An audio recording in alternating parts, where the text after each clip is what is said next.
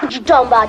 What you talking about? What you talking about? What you talking about? You want answers? I think I'm entitled. You want answers? I want the truth! You can't handle the truth! There's proofs right around you that show that the Earth is flat.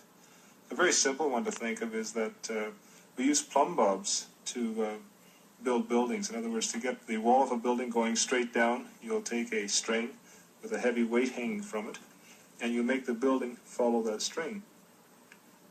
That plumb bob will point to the center of a round Earth. That means that if you imagine that this was the correct Earth, you can imagine a plumb bob held here would point in that direction, and a plumb bob held here would point in that direction.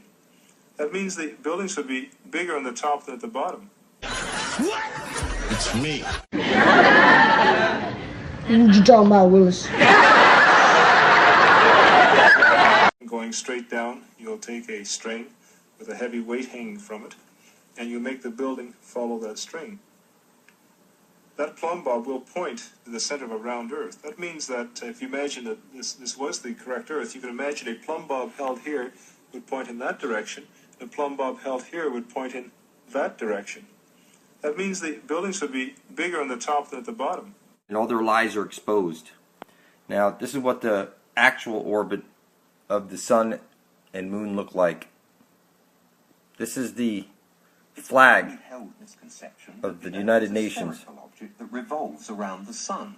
But the fact is, Flat of Earth. course, that the Earth is a circular dish surrounded by a barrier of ice that explorers like Andrea Barnes have been attempting to penetrate for centuries. Everybody's station is Saturnic.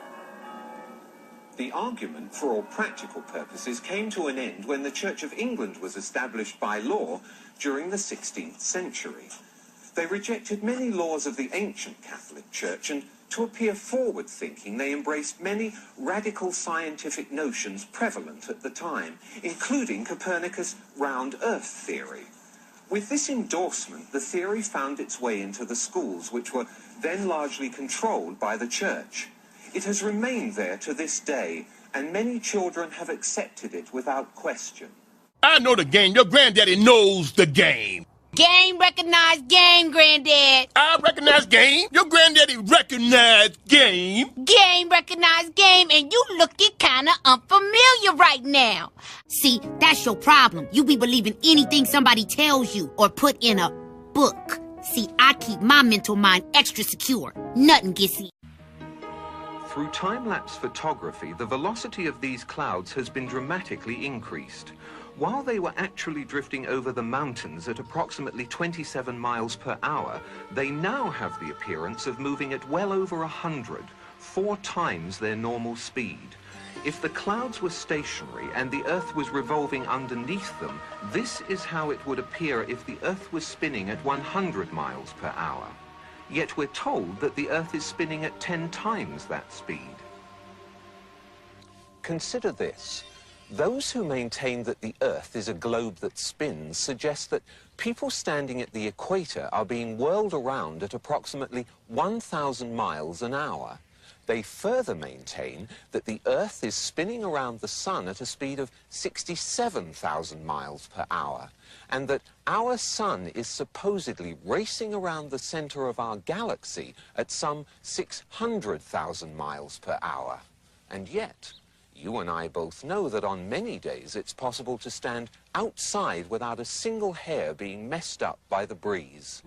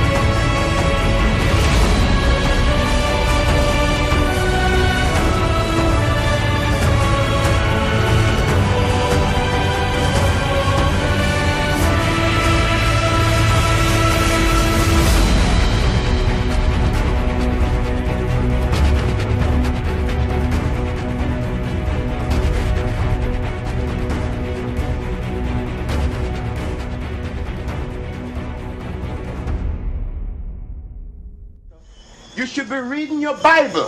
Reading your Bible. You hear what I tell you? Reading your Bible 3 times a day.